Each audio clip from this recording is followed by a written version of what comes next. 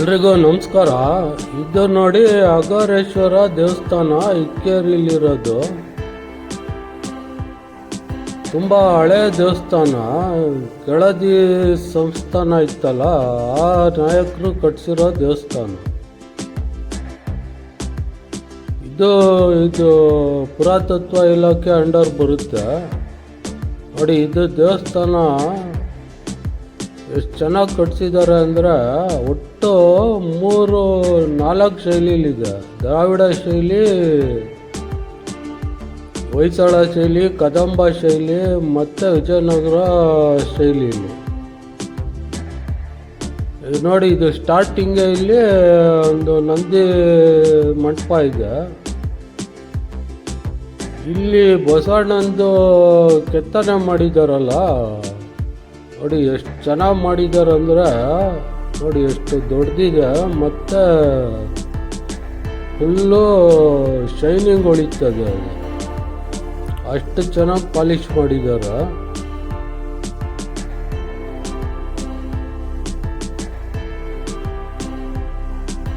ಇದು ಹಳೆ ಬೀಡಲ್ಲೂ ಇದೆ ನೋಡಿ, ಅದೇ ಥರ ಬಸವಣ್ಣ ಇದೆ. ಎಷ್ಟು ಡೀಟೇಲಾಗೆ ಕೆತ್ತಿದ್ದಾರೆ ಅಂದರೆ ತುಂಬ ಚೆನ್ನಾಗಿದೆ.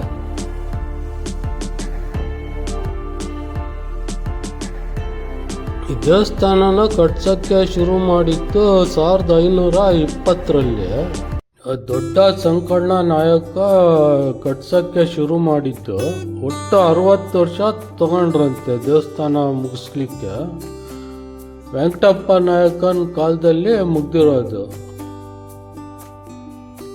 ಒಟ್ಟು 3 ದೇವಸ್ಥಾನ ಇದೆ. ಇದು ಒಂದು ಸ್ಟಾರ್ಟಿಂಗ್, ಇದು ನಂದಿದೊಂದು, ಮತ್ತು ಮೇಯ್ನು ಅಘೋರೇಶ್ವರ, ಇದು ಶಿವಂದು ದೇವಸ್ಥಾನ, ಮತ್ತು ಇನ್ನೊಂದು ದೇವಸ್ಥಾನ ಅಖಿಲಾಂಡೇಶ್ವರಿ ದೇವಸ್ಥಾನ ನೋಡಿ.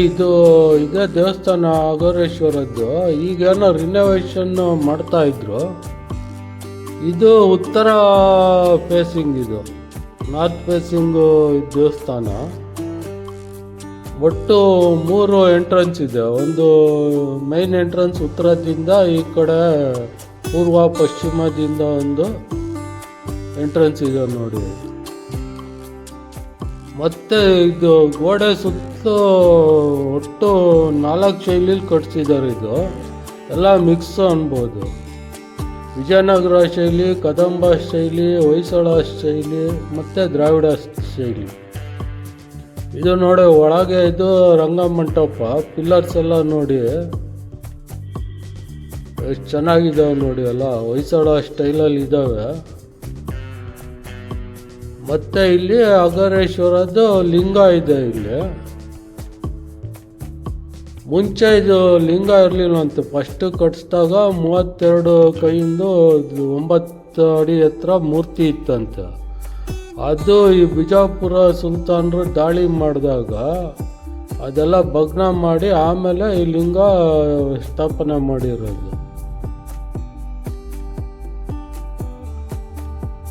ಬಿಜಾಪುರ ಸುಲ್ತಾನರು ಇಲ್ಲಿ ದಾಳಿ ಮಾಡಿದ್ರಂತೆ. ಅವನು ರಣದುಲ್ಲಾ ಖಾನನ ಸೈನಿಕ,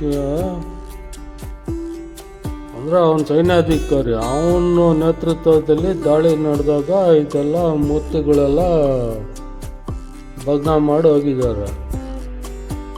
ಇದು ನೋಡಿ ಅಖಿಲಾಂಡೇಶ್ವರಿ ದೇವಸ್ಥಾನ, ಅಂದರೆ ಪಾರ್ವತಿ ದೇವಿ. ಇದ್ರದ್ದು ಸ್ಟ್ರಕ್ಚರ್ ಚೆನ್ನಾಗಿದೆ. ಇದು ಎಲ್ಲ ಮಿಕ್ಸಡ್ ಶೈಲಿಲೇ ಕಟ್ಸಿರೋದು. ಬಟ್ ಇದು ಅಖಿಲಾಂಡೇಶ್ವರಿ ದೇವಸ್ಥಾನ ಮತ್ತು ನಂದಿ ಮಂಟಪ, ಅಘೋರೇಶ್ವರ ದೇವಸ್ಥಾನ ಕಟ್ಟಿಸಾದ್ಮೇಲೆ ಕೆಲವು ಕಾಲ ನಂತರ ಕಟ್ಸಿರೋದು ಅಂತ ದಾಖಲೆ ಇದೆ.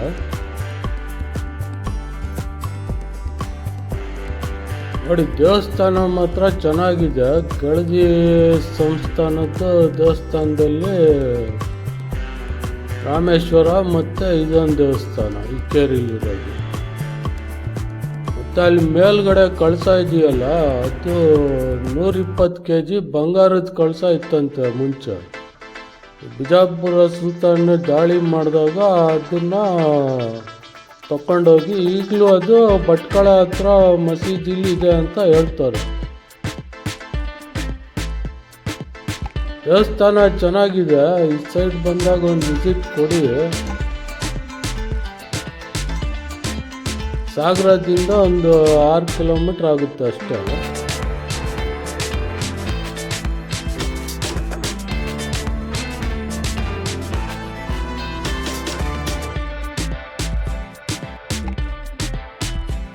ಮತ್ತು ಇಲ್ಲಿ ಅದು ಮೂರ್ತಿ ಭಗ್ನ ಆಗಿದ್ವಲ್ಲ, ಅದ್ರ ಅವಶೇಷಗಳು ಅಲ್ಲಿ ಸ್ಟಾರ್ಟಿಂಗ್ ಇಟ್ಟಿದ್ದಾರೆ ನೋಡಿ, ಇಲ್ಲಿ ಇಟ್ಟಿದ್ದಾರೆ ನೋಡಿ. ಇದು ಅದು ಮೂರ್ತಿದು ಪಾದ ಸಿಕ್ಕಿದೆ, ಆ ಕಡೆ ಇಲ್ಲಿ ಇನ್ನೊಂದು ಪಾದ ಇದೆ. ಮತ್ತು ಈ ದೀಪ ಎಲ್ಲ ಅವೆಲ್ಲ ಯಾಗ ಮಾಡುವಾಗ ಅಲ್ಲಿ ಮಾಡ್ತಿದ್ರಂತೆ. ಚೆನ್ನಾಗಿದೆ, ಒಮ್ಮೆ ಭೇಟಿ ಕೊಡಿ. ಇವತ್ತಿನ ವಿಡಿಯೋದಲ್ಲಿ ಇಷ್ಟೇ. ವಿಡಿಯೋ ನೋಡಿದ್ದು ಎಲ್ರಿಗೂ ಧನ್ಯವಾದಗಳು.